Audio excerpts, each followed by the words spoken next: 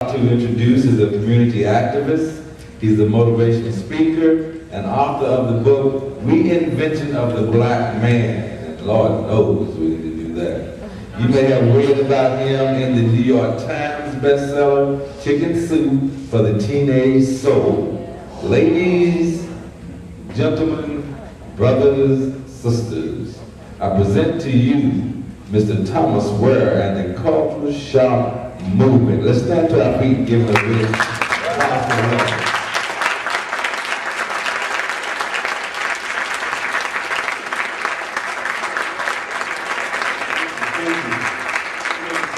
How's everybody doing today? Everybody doing good? What's the word? Hotel? Hotel. Okay, this.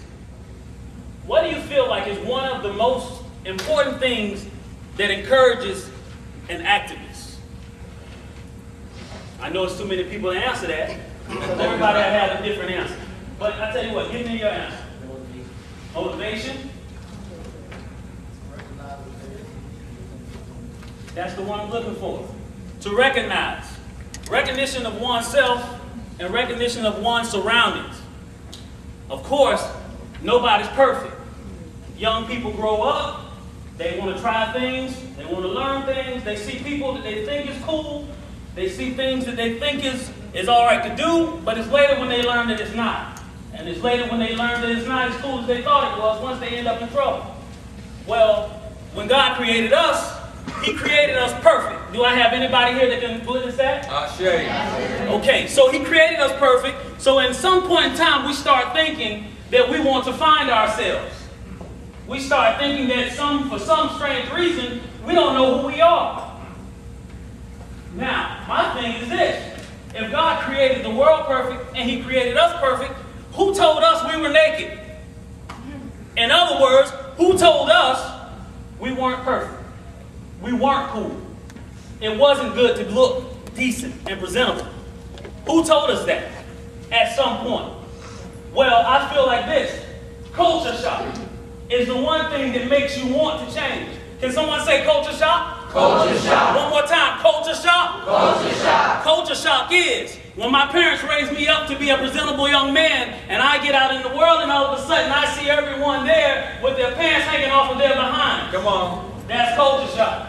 When I get out in the world and all of a sudden I see everybody else dressed in their wife beater when I come in my nice button-up shirt. Come on. That's culture shock.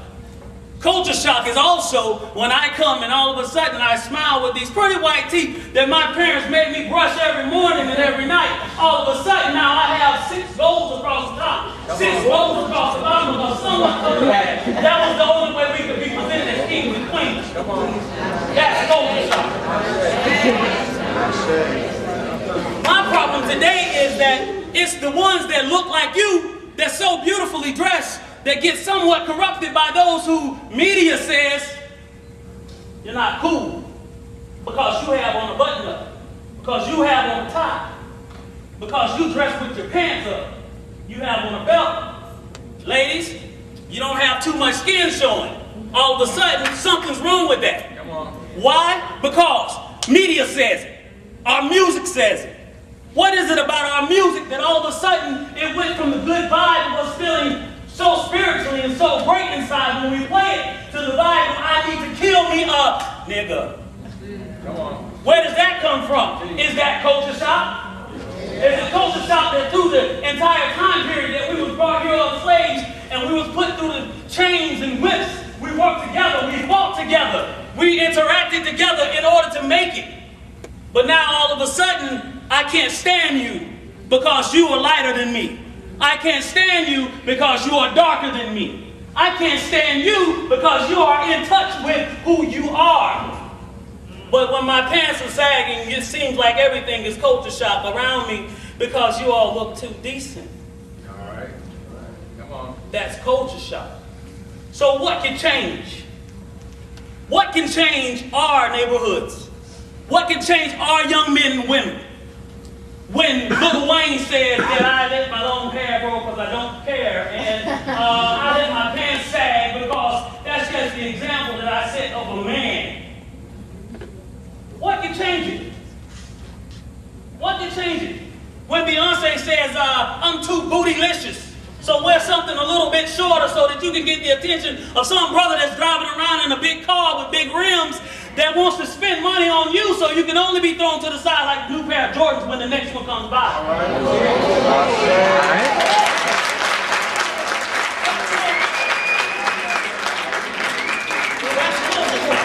And I take my job passionate.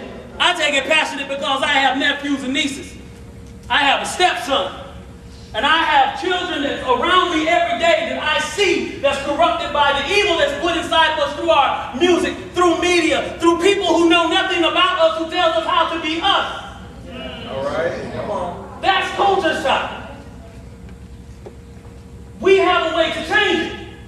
So how do we change it? It's going to take just as many of us that stick together. You see, one of my favorite sayings is, there's power in numbers. Do you remember when the older people used to say that? There's power in numbers. There's strength in numbers. We used to say black power, right? Well, guess what happens to black power? Not the fact that we're not proud to be black anymore, but it's the fact that we've changed what the definition of black is. Because now all of a sudden, black power used to mean, oh, we're strong. We work together. We fight together. We need just as many rights as everyone else does. We're just as good as the next man is. But now all of a sudden black power means, know what? Someone's bitches, someone's hoes, someone's niggas, someone's nappy head and they get skint. For some reason, I don't want to get a haircut or look decent whatsoever. That's power. And when you start speaking, all of a sudden they say, look, if I get loud in public, oh, don't make me turn into a nigga.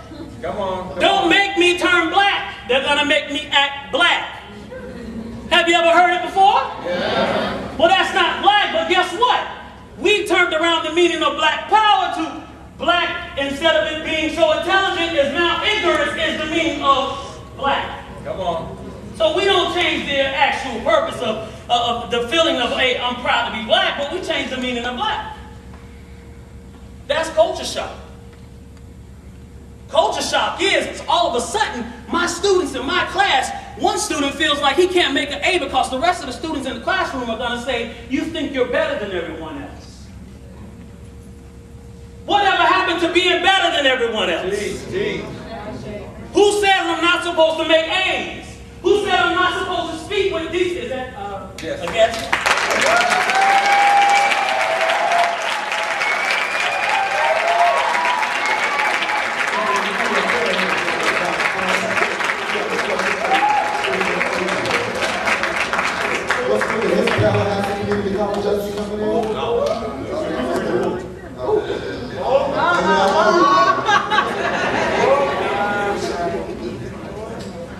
So who says we're not supposed to make A's?